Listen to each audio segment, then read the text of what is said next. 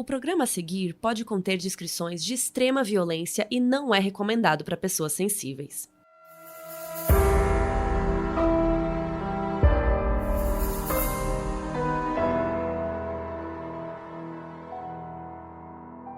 Oi Brasil, aqui é a Carol Moreira. E aqui é a Mabê. E no episódio de hoje a gente vai falar de um caso que o Brasil inteiro acompanhou ao vivo, grudado na televisão. Durante 5 dias, em outubro de 2008, Eloá foi mantida em cativeiro na própria casa junto com a amiga Nayara. Elas ficaram 100 horas nas mãos do ex-namorado da Eloá, o Lindenberg Alves. Essa é uma história cheia de sensacionalismo, terror e que não tem um final feliz.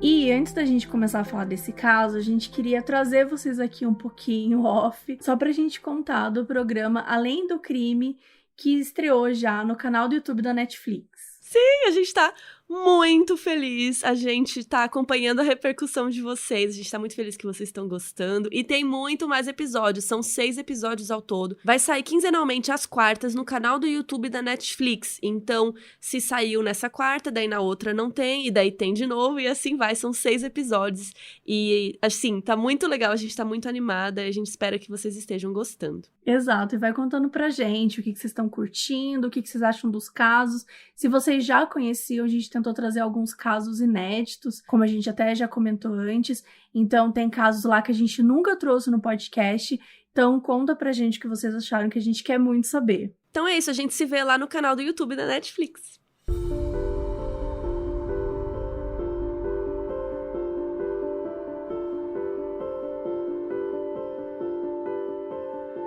Eloá Cristina Pimentel nasceu em Maceió em 1993, mas ela morava em Santo André, no município de São Paulo. Ela cresceu numa família que amava muito ela, e conforme ela ia crescendo, ela foi se tornando uma menina super prestativa, atenciosa com os pais e que fazia muito companhia para a mãe dela. Ela era espontânea e comunicativa e conversava com bastante gente. Segundo amigos, a Eloá nunca estava por aí causando problema. Ela era uma menina não branca, de pele oliva, tinha um cabelo preto e um sorriso com umas covinhas, assim, muito fofinha. E se alguém, assim, de fora do círculo de família, tal, de amigos conhecia a Eloá, era mais de rosto, porque ela era bem tímida, não saía tanto, assim. Ela era mais na dela. Em 2006, quando ela tinha 12 anos, quase 13, ela conheceu Lindenberg Alves, que ele tinha 20 na época, e eles começaram a namorar. Ao contrário de Eloá, o Lindenberg ele já era mais conhecido em Santo André, principalmente no bairro que eles moravam. Ele tinha 2 empregos, um de motoboy e um de entregador de pizza, e costumava jogar futebol com o pessoal do bairro. O Lindenberg era não branco, assim como a Eloá, mas com a pele um pouco mais clara que a dela, cabelo escuro e curtinho, mais cheio em cima e raspado do lado, assim. E na época ele estava bem magro. Segundo uma amiga da família, foi uma surpresa para quem conhecia o Lindenberg e a Eloá saber que eles estavam namorando, porque para eles não fazia muito sentido, porque ele era conhecido como meio tranqueira, nas palavras dos próprios amigos, assim, que ele não era muito certinho, digamos, na vida, né? Ele costumava ficar agressivo quando jogava futebol e tal. E a Eloá já era mais na dela, era mais quietinha, então as pessoas achavam que eles não combinavam muito. Apesar da Ana Cristina, que era mãe de Eloá, ser contra o relacionamento, ele passava muito tempo com a família dela, ele era bem tratado por todo mundo. Inclusive, o irmão mais novo da Eloá, o Douglas, que foi quem apresentou os dois, ele adorava o Lindenberg, ele tinha muita admiração por ele ser mais velho, era como se fosse um exemplo para ele. E no início do namoro, era um namoro normal. Só que com o tempo ele foi ficando mais intenso e tumultuado. Isso porque o Lindenberg era muito ciumento e ele desconfiava muito da Eloá, mesmo a Eloá não dando nenhum motivo. Algumas amigas delas contaram que ele exigia que ela fosse menos sociável e que falasse menos com as pessoas. Porque como ela tinha muitos amigos, tanto meninos e meninas, ele acabava ficando com bastante ciúmes. E a Eloá batia de frente com ele, dizia que não era certo. E por conta disso, o relacionamento dos dois tinha muitas idas e vindas. Em 2 anos e 7 meses, eles chegaram a terminar várias vezes. Quem terminava, na maioria das vezes, era ele. Segundo o Lindenberg, quem sempre pedia para voltar era Eloá. As amigas dela discordavam disso e falavam que ele terminava o namoro sem explicação e depois ele pedia para voltar como se nada tivesse acontecido. Em setembro de 2008, quando a Eloá tinha 15 anos e o Lindenberg tinha 22, eles terminaram de vez. E ela aceitou que o namoro tinha acabado, seguiu a vida e não queria mais voltar. Só que isso deixou o Lindenberg furioso. Como assim ela não quer mais voltar, né? Como assim ela não queria mais estar com ele? Então, ele foi atrás dela. Ele ficou uns dias perseguindo ela meio de longe. Ele passava de moto bem devagarzinho na frente da escola onde ela estudava, meio que, tipo, pra deixar claro que ele tava ali, sabe? Que ele tava de olho. E a Eloá se sentia super ameaçada por isso, né? E às vezes até fazia outros caminhos pra voltar pra casa. E o Lindenberg também ligou várias vezes pra mãe da Eloá pra conversar, e dizia pra ela que ele ia fazer uma besteira. A mãe dela, Ana Cristina, falava pra ele deixar de falar daquele jeito e tal. E por algum tempo ela achou que ele tava se referindo a fazer algo com ele mesmo, tipo, pra chamar atenção, tipo um suicídio, tomar muito remédio, sei lá. Ela achava que era algo assim. E até então era meio que isso, né? Era só na conversa e tal, até que um dia ele agrediu a Eloá fisicamente, poucos dias depois deles terminarem. Ele encontrou ela num ponto de ônibus na frente da escola, bateu nela, ameaçou, ficou exigindo que ela voltasse com ele. A Eloá, mesmo assim, não quis saber, disse que ela não ia voltar com ele. E aí ela chegou em casa e contou pros pais o que tinha acontecido, mas ninguém quis prestar queixa na polícia. E um dos motivos por que ninguém quis prestar queixa é porque o pai de Eloá, o Aldo, ele tinha um grande histórico de antecedentes criminais e ele não queria se complicar. Só que essa é uma história que a gente vai explicar um pouco melhor no conteúdo extra lá do nosso Catarse. Se você não conhece, né, dá para assinar o Catarse, catarse.me/modusoperandi. E por lá a gente traz alguns conteúdos extras de episódios, faz lives exclusivas e tudo mais. Então a gente colocou o link na descrição, caso você tenha interesse. Voltando um pouco para essa história, 15 dias depois que ele bateu na Eloá, lá no ponto de ônibus, o Lindenberg chegou ao extremo da perseguição. No dia 13 de outubro de 2008, a Eloá e mais 3 amigos dela, a Nayara, o Vitor e o Iago, tinha um trabalho da escola para fazer. Então, depois da aula, eles todos se reuniram lá na casa de Eloá, que era o apartamento 24, no bloco 24 de um conjunto habitacional popular. E essa casa dela ficava no bairro de Jardim Santo André, que é considerado de periferia. A Eloá foi para a cozinha fazer comida, né, para eles poderem almoçar e tal, e a Nayara ficou lá ajudando ela. Já os meninos, o Vitor e o Iago, eles ficaram no computador. E eles estavam quase começando o trabalho quando, por volta de 1 da tarde, o Lindenberg entrou na casa. E ele parecia decidido sobre o que fazer. Uma das primeiras coisas que o Lindenberg fez antes de ir pra lá foi se certificar que o irmão mais novo da Eloá, o Douglas, não ia estar no apartamento. Assim, ele garantiu que a Eloá ia estar sozinha, com os pais trabalhando e o irmão fora, né? E ele sabia também que a porta da casa ficava sempre aberta. Eles não se preocupavam em trancar. E, gente, pelo amor de Deus, tranquem a porta das suas casas. É o mínimo. Tem que trancar a porta. E aí, o Lindenberg simplesmente entrou na casa já super agressivo. Os 3 amigos contaram depois que ele ficou surpreso com o fato de que tinha mais gente na casa, mas que ele resolveu seguir com o plano dele mesmo assim. O Lindenberg disse pra eles que eles estavam no lugar errado, na hora errada, e que ele ia matar a Eloá.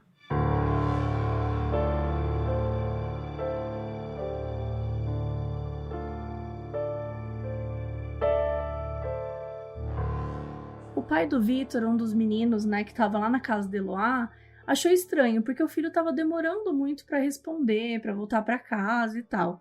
Ele não estava dando notícia, não respondia as mensagens de ninguém. A única informação que eles tinham é de que ele estava na casa de uma amiga fazendo trabalho. Então o pai resolveu ir ele mesmo até a casa de Eloá para ver o que estava rolando e, né, ver se estava tudo bem.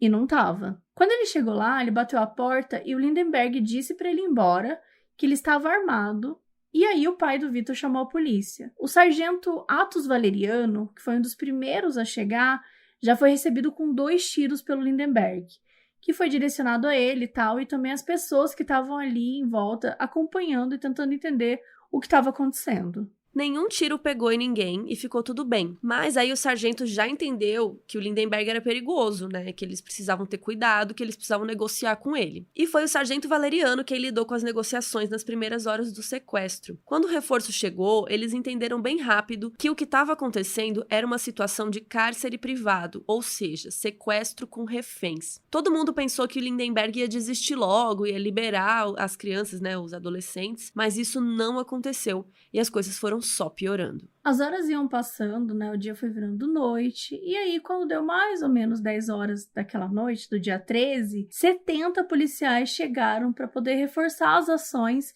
e as negociações. Eles eram o GAT, que é a sigla para Grupo de Ações Táticas Especiais, que é esse grupo especial da Polícia Militar de São Paulo, focado em situações de alto risco, como resgate de reféns, que era, né, o caso ali. Chegando lá, o GAT montou um teatro de operações, que é como a Polícia Militar chama, que é quando você tem uma situação e você monta uma estrutura que vai te ajudar a negociar, a tomar essas decisões e pensar em ações que resolvam aquilo que está rolando, né? Como que a gente pode escapar ou minimizar da melhor forma possível. Essa base foi montada numa escola pública que ficava do lado do conjunto habitacional. Só que eles também às vezes ficavam na frente do prédio, mais perto de onde dava para ver a janela do apartamento. De noitinha, o Vitor e o Iago, os dois amigos que estavam lá, foram os primeiros a serem liberados a pedido da Nayara. Segundo ela, os dois estavam passando muito mal, tremiam e choravam. Por ciúmes, o Lindenberg até bateu neles, mas não foi grave. O Lindenberg chegou a dizer que a Nayara também podia sair, mas ela ficou com medo de deixar a Eloá ali sozinha com ele e ela resolveu ficar. Então, no apartamento ficou o Lindenberg, a Eloá e a Nayara. A Nayara também tinha 15 anos, né? E o Lindenberg chamava ela de Barbie, por ela ser branquinha, loira e de olhos claros. Depois que os meninos foram soltos e começaram a ser ouvidos, a polícia já pôde começar a traçar um perfil do Lindenberg, tentar entender o motivo daquilo tá acontecendo e o que eles podiam fazer para convencê-lo a se render. Já nesse primeiro depoimento dos meninos, eles contaram que a Eloá não estava se submetendo ao Lindenberg, que ela ficava meio batendo de frente, batendo boca com ele, sabe? Ela não fazia tudo o que ele queria. Tipo, ela conversava com ele, discutia, tentava entender, mas falava que não queria voltar. Ela estava firme com a situação, mesmo que ela tivesse assustada. A Nayara contou que naquela madrugada dormiu no quarto dos pais de Eloá e Eloá ficou na sala com Lindenberg. Só que no meio da noite eles trocaram de lugar. Ele foi pro quarto com Eloá e a Nayara ficou na sala. E ele amarrou as mãos e as pernas das duas, assim, com camisetas, e ele batia muito na Eloá, a ponto dela ficar toda roxa. O Lindenberg ameaçava muito as duas, especialmente a Nayara. Então a Eloá acabava cedendo, assim, muitas vezes quando ele pedia beijo pra ela, por medo que ele pudesse fazer alguma coisa contra elas. E tanto durante as negociações quanto dentro da casa, o Lindenberg era descrito pela polícia e tal, pelos reféns, como uma pessoa totalmente inconstante. Ele tinha oscilações de humor muito grandes. Uma hora ele tava super calmo, de boa, outra hora ele tava agressivo e batia na Eloá. Uma hora ele dizia que ia soltar todo mundo, outra hora ele dizia que ia matar a Eloá e se matar. Uma hora ele tava super no controle da negociação, na outra hora ele tava super perdido, não sabia o que fazer, ficava confuso. Aí a noite passou, então amanheceu e chegou o dia 14, e foi um dia bem intenso. Primeiro porque a imprensa, que é uma grande personagem dessa história, apareceu lá bem cedinho. Os moradores contaram que umas 6 da manhã já tinha muito carro de televisão por lá, documentando tudo. A galera que morava lá começou a ter a rotina muito desestabilizada, não só por causa do que estava rolando, né? Mas também porque tinha muita gente lá, curiosos e tal, e porque a imprensa e a polícia começaram a usar apartamentos das pessoas como base. Então, as pessoas estavam morando no apartamento e tinha lá policial andando, imprensa, gente filmando, era uma confusão. De manhã, o Lindenberg atirou pela janela e a Eloá apareceu pela primeira vez na janela, que é uma imagem bem conhecida, inclusive, desse caso. Ela parecia desesperada e ela estava chorando muito, né, obviamente. Só que ela fazia sinal para a polícia e para quem estivesse por lá, acompanhando e tal, dizendo que ela estava fisicamente bem, que ela não estava machucada nem nada. A gente sabe hoje que não é bem verdade, né? Até por conta dos depoimentos da Nayara, que dizia que ele batia muito nela e que ela estava cheia de hematomas e tal, só que não era algo tão visível assim, então as pessoas achavam que realmente ele não estava fazendo nada. Ela só estava fingindo para ninguém se desesperar mais. Duas irmãs do Lindenberg foram para lá, né, para tentar ajudar nas negociações e conversar com ele e tal, assim como a família da Eloá. O pai da Eloá até chegou a subir para falar com o Lindenberg, eles conversaram durante 20 minutos, mas ele seguia dizendo que se eles não reatassem o namoro, ele ia matar a Eloá. A polícia tentava vencer ele pelo cansaço, só que ele não parecia estar cansado, e nas negociações ele falava, olha, aqui tem comida suficiente para um mês, então se eu precisar ficar um mês com a Eloá aqui dentro, eu vou ficar. Nesse mesmo dia, a polícia cortou a energia da casa, que é um tipo de tentativa de fazer com que o sequestrador desista do cárcere, né? Porque sem energia não dá pra fazer muita coisa. Mas isso só serviu pra deixar o Lindenberg puto, né? E aí ele atirou mais uma vez pela janela. E a principal exigência dele nesse dia era que a energia fosse religada. E aí a polícia acabou cedendo,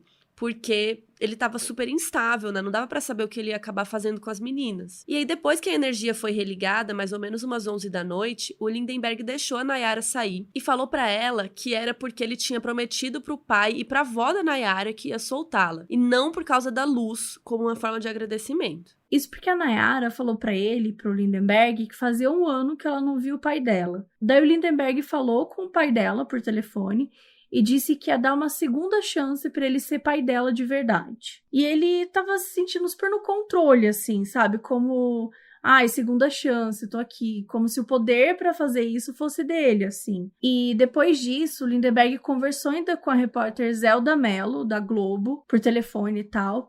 E falou pra ela, não, vou liberar Eloá e tal, que nem eu liberei a Nayara e os outros, mas que ele não ia explicar quando. Isso foi uma coisa que permeou o caso inteiro, assim.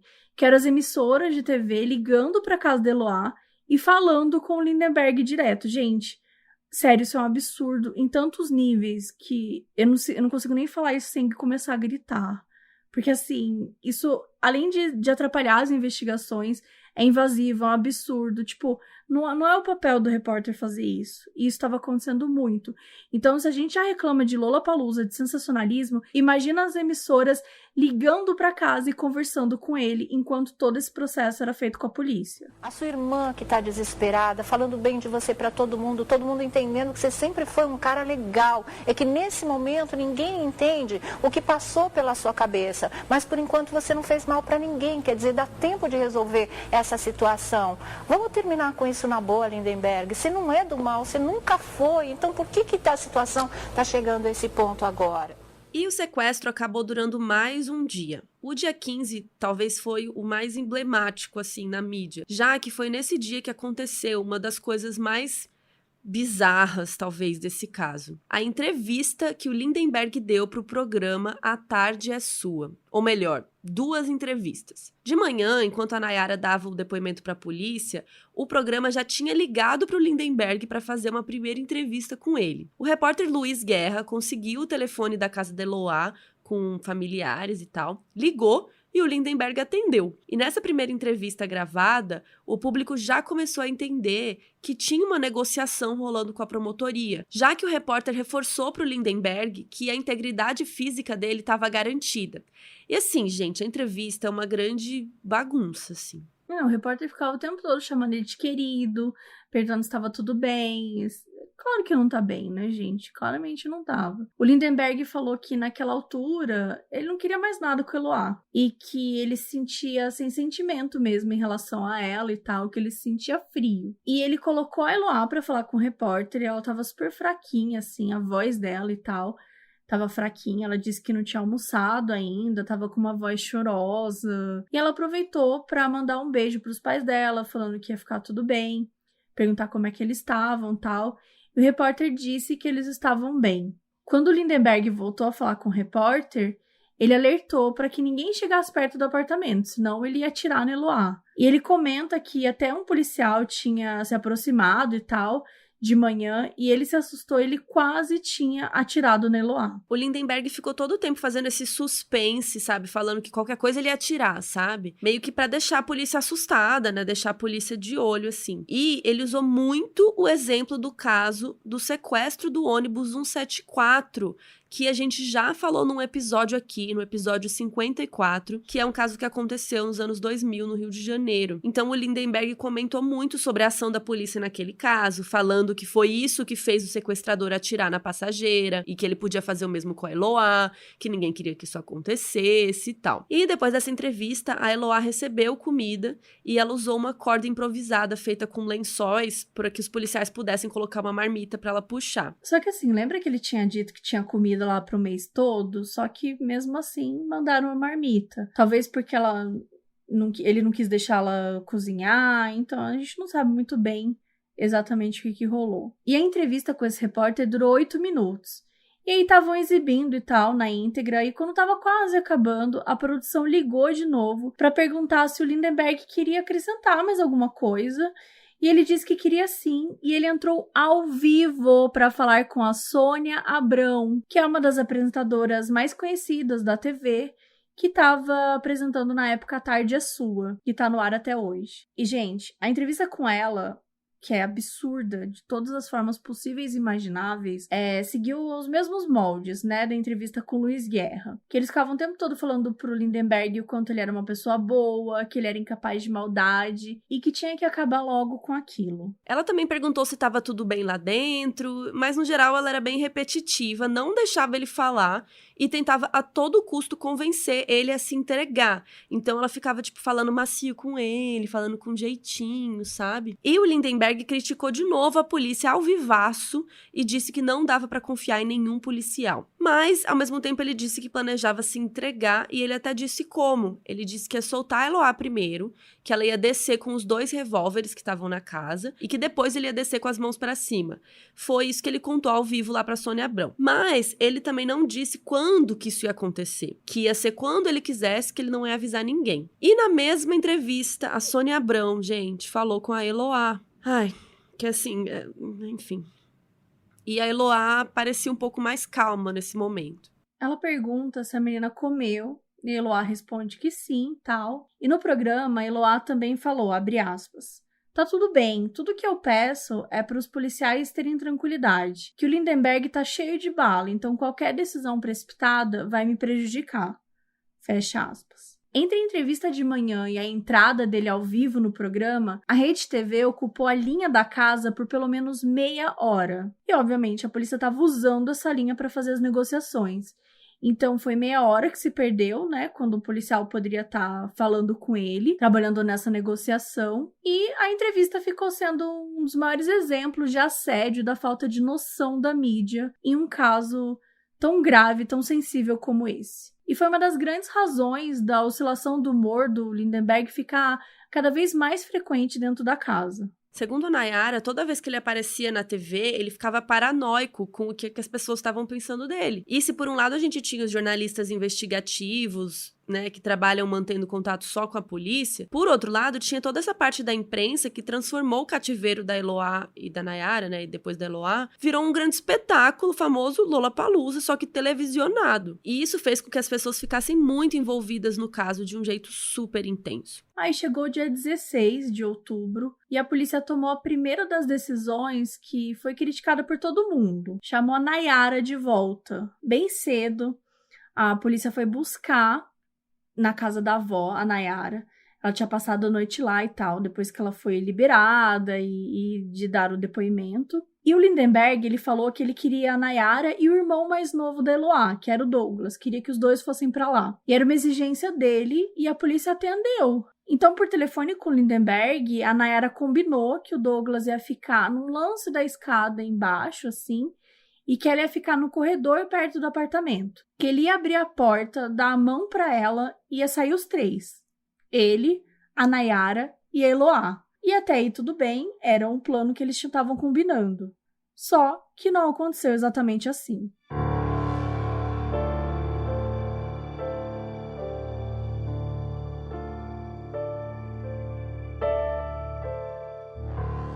Às 9 da manhã, quando a Nayara chegou no corredor, segundo ela, o Lindenberg ficava dizendo que não estava vendo ela e ficava pedindo para ela chegar mais perto, e ela foi indo na inocência, ela achou que ele não estava vendo ela mesmo. Até que ela chegou bem perto da porta e o Lindenberg pediu para ela dar a mão para Eloá e entrar no apartamento de novo. E ela entrou. E assim, gente, vale reforçar que tudo isso estava rolando enquanto ele apontava a arma pra Eloá, né? Então dá pra entender que a Nayara entrou, tudo. Só que assim, o mais surreal de tudo é que as imagens da Nayara entrando de novo no apartamento apareceram ao vivo no programa Mais Você, na Rede Globo. Quinta de manhã, sabe? E assim, parecia uma cena de um filme, só que tava acontecendo de verdade e era muito próximo da gente. 4 horas depois da Nayara entrar de volta lá no apartamento, o Lindenberg colocou uma camiseta do São Paulo pendurada assim na janela do banheiro. Daí o superintendente do clube, que na época era o Marco Aurélio Cunha, se disponibilizou para a polícia, assim, que ele poderia, enfim, falar com ele, ajudar nas negociações, se fosse preciso e tal. Que ele não queria se meter, né, nas negociações, mas de repente, por ele ter usado uma camiseta do time e ser o cara do clube e tal, ele poderia tentar conversar e argumentar alguma coisa com o Lindenberg, só que a polícia achou melhor não, então ele nem se meteu e tal. E foi nesse dia também que a Eloá saiu na janela e conversou com a mãe dela pela primeira vez. A Eloá gritou pra mãe dela ter calma, que ia dar tudo certo, só que ao mesmo tempo ela parecia super abalada. E naquela noite a Eloá teve uma crise nervosa, chorou, gritou muito. A Nayara contou que ela tinha várias dessas crises e que ela dizia pra amiga que ela sabia que ela ia morrer e que ela queria que o Lindenberg acabasse logo com aquilo e matasse ela de uma vez. Enquanto a Nayara fingia que dormia, ele e a Eloá discutiam e ele disse que ia matar a Barbie, né, que era a Nayara, porque ela não tinha vida, não tinha sentimentos e que foi ela a responsável pela separação do casal. Na cabeça do Lindenberg, a Eloá só não tinha voltado com ele por causa da Nayara. E aí, mais um dia se passou. No dia 17, até o meio da tarde, as negociações estavam indo bem e a polícia estava positiva que, enfim, ia dar certo e tal. Tanto a Eloá quanto a Nayara apareceram na janela para falar que estavam bem e que elas não estavam feridas fisicamente. E nesse dia, o Lindenberg e um promotor de justiça fizeram um acordo, até com papel assinado e tal, de que a integridade física dele não ia ser comprometida e que todos os direitos dele estariam garantidos. E o acordo consistia que as únicas acusações que ele ia ter era de privação de liberdade e porte legal de arma, que davam a pena de no máximo 3 anos. Basicamente, tudo que o Lindenberg pedia, nas negociações, ele conseguia. Então, tanto os jornalistas quanto a própria polícia estava otimista que o sequestro estava finalmente chegando ao fim, que as meninas iam sair ilesas, que o Lindenberg ia se entregar e que o assunto estaria resolvido. Mas não foi o que aconteceu. Primeiro porque para as meninas ele dizia que elas iam sair e que ele ia se matar lá dentro. E depois ele começou a voltar atrás na ideia de libertar as duas. E uma frase super marcante que o promotor compartilhou com a imprensa foi o que o Lindenberg disse quando ele começou a mudar de ideia e começou a dar indícios que ele não ia se entregar. Ele falou: "Doutor, eu tô com um diabinho e um anjinho aqui do lado. Mas o diabinho tá falando muito mais alto, e o que eu vou fazer aqui vai deixar muita gente triste aí fora." Mais ou menos às 6 da tarde, e mais de 100 horas depois do início do sequestro, a situação terminou do pior jeito possível.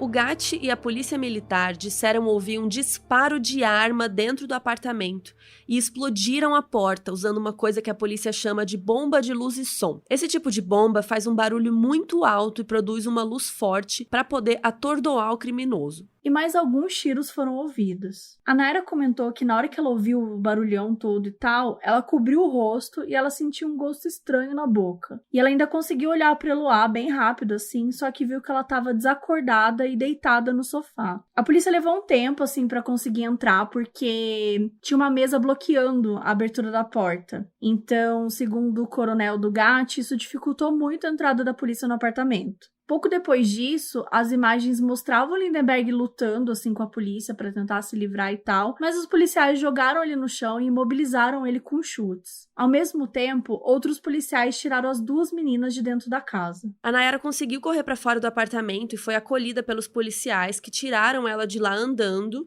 sozinha e meio agachada assim, mas ela estava machucada. Já a Eloá saiu carregada e inconsciente. As duas tinham sido baleadas e foram levadas direto para o centro hospitalar de Santo André. A Nayara foi baleada na boca, mas o estado de saúde dela estava estável. Desde o começo, os médicos falaram para a imprensa que ela estava fora de risco de vida. Ela passou por uma cirurgia e se recuperou. A Eloá, infelizmente, não teve a mesma sorte. Ela foi baleada na virilha e na cabeça. E já nas primeiras horas no centro hospitalar, os médicos falavam que ela estava em coma, que era neurologicamente irreversível.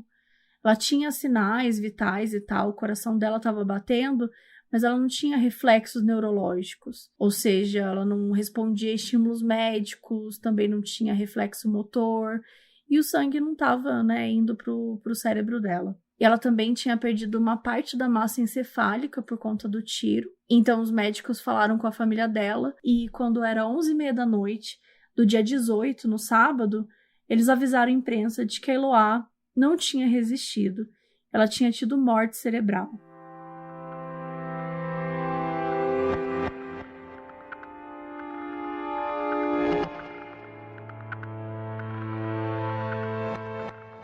O GAT foi muito criticado pela ação da invasão do apartamento, e muita gente achou que teve erro por parte da polícia e que não precisavam ter invadido. Ainda no dia 17, um porta-voz do estado de São Paulo e um coronel do GAT reforçaram que a invasão aconteceu depois do primeiro disparo e que a munição da polícia era não letal, ou seja, de borracha, querendo dar a entender e deixar claro que os tiros que acertaram as meninas não saíram de armas da polícia. A Rede Globo, no Jornal Nacional, no dia 18, pediu para um perito particular analisar as filmagens do dia e ele conseguiu identificar tiros só depois que a polícia tinha invadido o apartamento e não antes. O jornal também conversou com o ex-capitão do BOPE, que é o Batalhão de Operações Especiais da PM do Rio de Janeiro, e na opinião dele, os 15 segundos entre a explosão da porta e a entrada da polícia também permitiram que o Lindenberg pudesse atirar nas meninas, ou por raiva, por causa da invasão, ou no susto que ele levou. Em entrevista para o Fantástico, no dia 2 de novembro,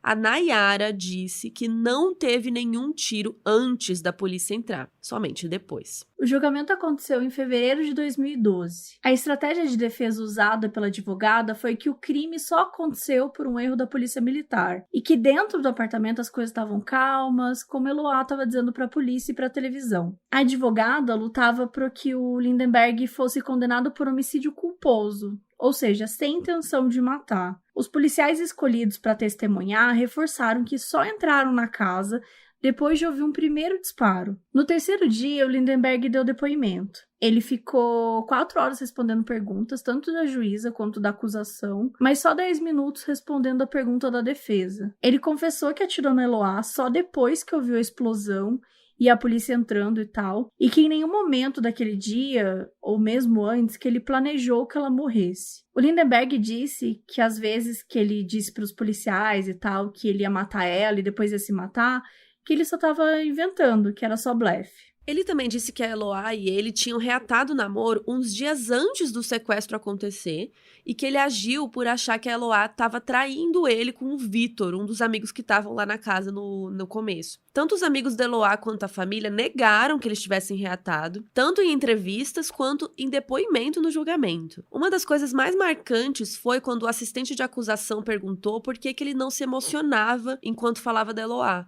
E ele respondeu que ele não estava lá para dar show ou para comover ninguém. A Sônia Abrão, a apresentadora, chegou a ser convocada pela defesa do Lindenberg para depor, mas depois se recusou a ir, assim como outros jornalistas e o perito que a Globo contratou. O julgamento todo durou 4 dias. E o Lindenberg foi considerado culpado por 12 crimes. O homicídio doloso, quando tem intenção de matar, 2 tentativas de homicídio, 5 cárceres privados, 4 disparos de armas de fogo. Ele foi condenado a 98 anos e 10 meses de prisão. E também a 1.320 dias multa, que é uma dívida que ele vai ter que pagar. E essa dívida ela é calculada da seguinte forma: esse valor do dias multa, assim, ele pode ser 1/30 do salário mínimo até 5 salários mínimos. Isso depende, geralmente, da situação financeira do réu.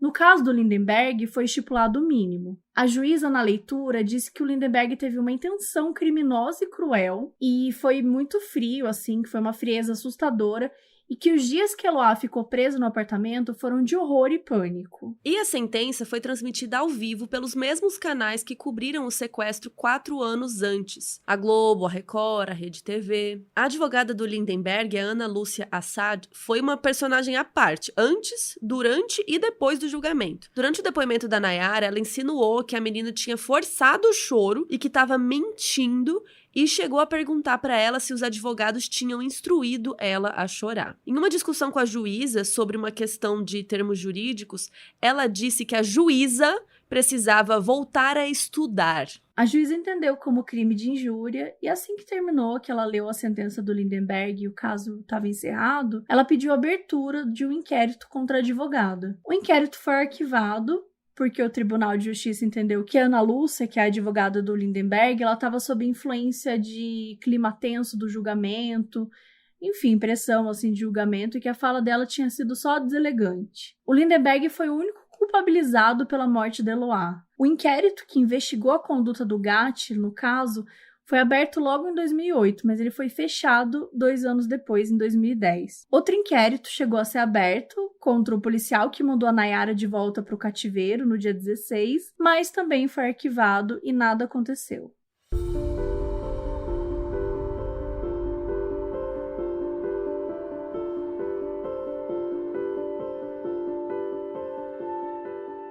Não tem como falar desse caso e não falar sobre o papel da imprensa. Os dias do sequestro foram transformados em um espetáculo midiático, as negociações foram prejudicadas, como a gente já contou, e o jeito que o caso foi discutido na própria mídia reforçava uma mensagem perigosa, porque muita gente tratou o sequestro como se fosse um crime de amor, um crime passional, né?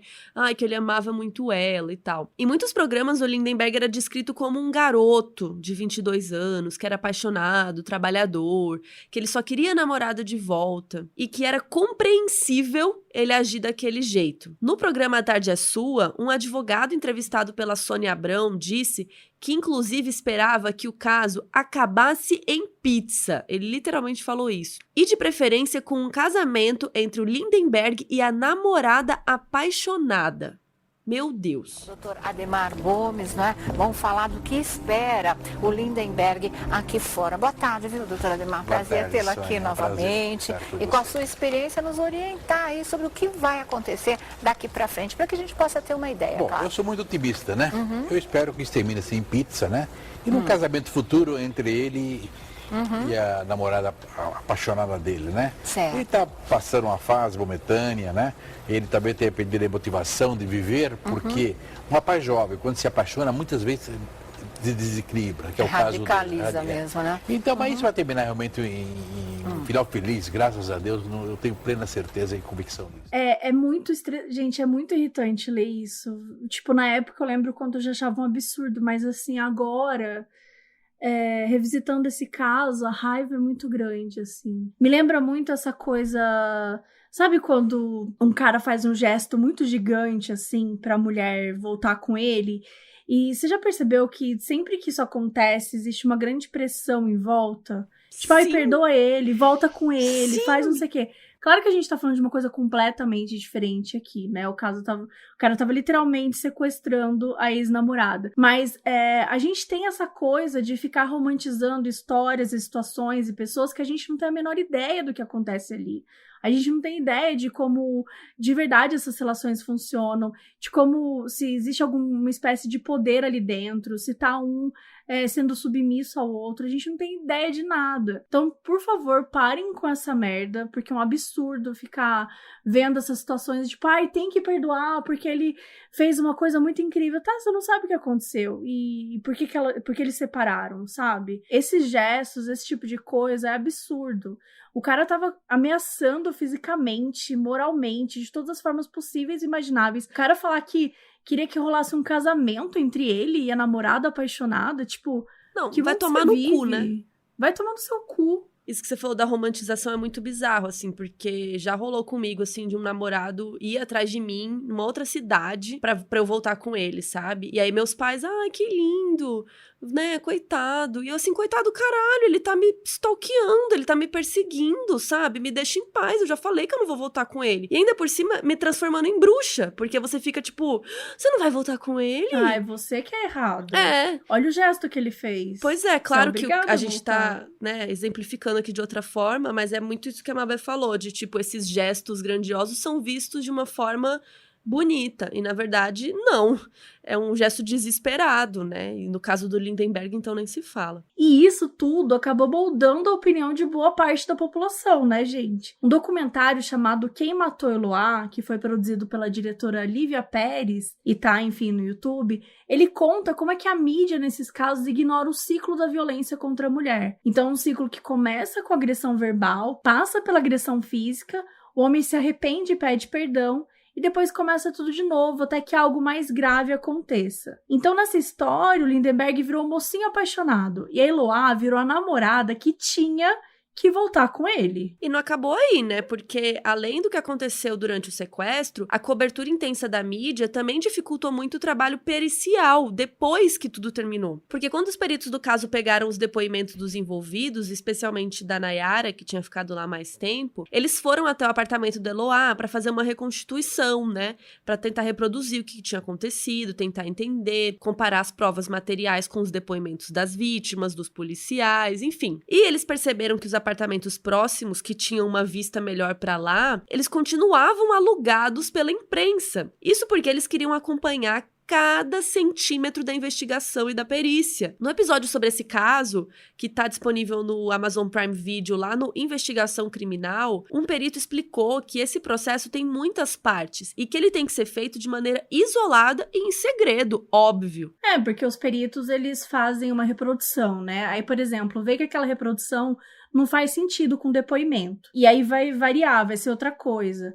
Só que vamos supor que alguém da imprensa viu aquela primeira reprodução e, sem saber a conclusão, sem ter nenhum tipo de informação, ela pode acabar noticiando uma coisa falsa. Então eles não podiam tirar o jornalista de lá, né? Porque, enfim, isso feria a liberdade de imprensa.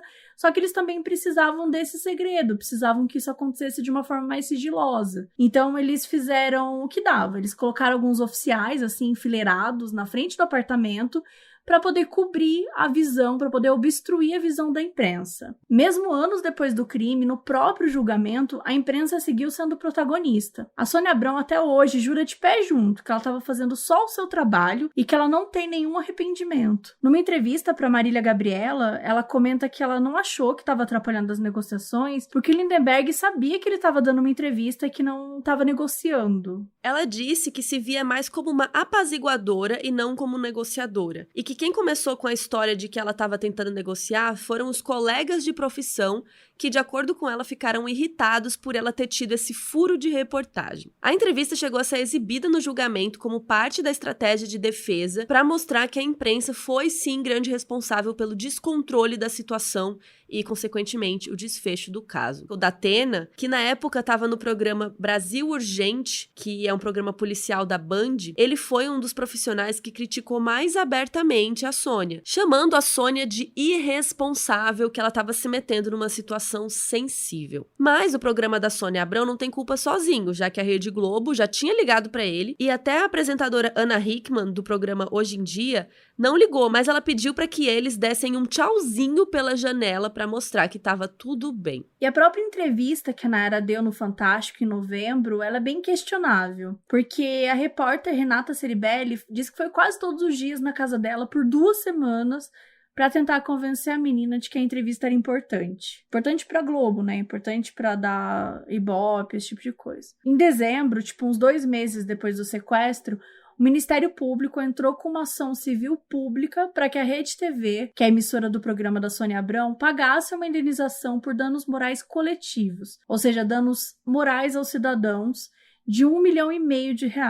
O MPF afirmou que o drama da Eloá foi tratado como entretenimento e de forma desrespeitosa pelo programa da Sônia Abrão, que transformou Lindenberg na atração principal do programa, sem alvará e tal para isso, e considerou a entrevista inconstitucional e ilegal. O dinheiro da multa seria destinado a um órgão que financia projetos de direitos humanos, mas a gente não tem nenhuma informação se esse dinheiro foi pago ou não e o que aconteceu com ele.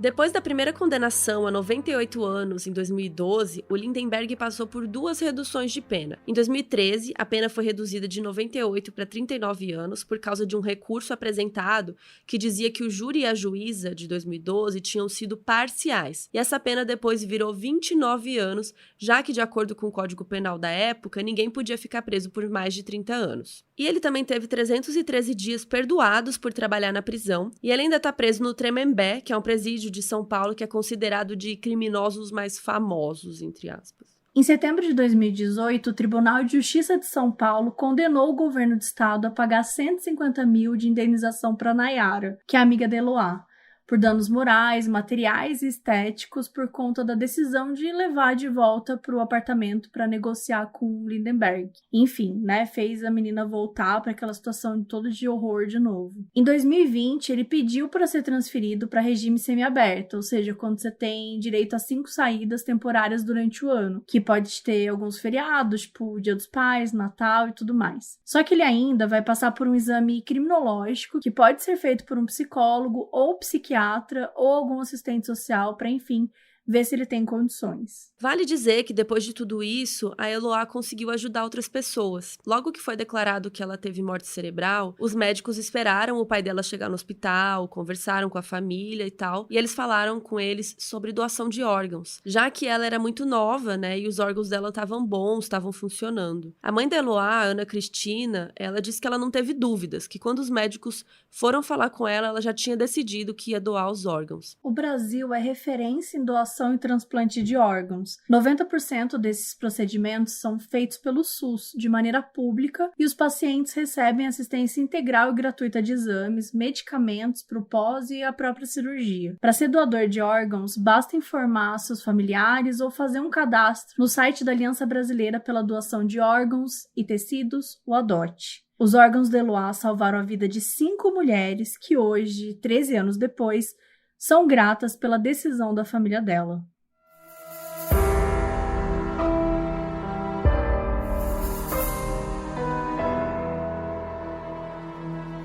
Esse episódio foi pedido por Aliene, Gabriela Rolim, Ana Paula Carneiro, Helena Teixeira, Bruna Nunes, Lilith, Dalila Rodrigues, Lígia Lima, Daniela Menezes, Letícia Barretos, Marília Marcal, Ana Carolina Gratz e muitas outras pessoas. Foi escrito por Dude Saldanha e apresentado por Mabê Bonafé e Carol Moreira.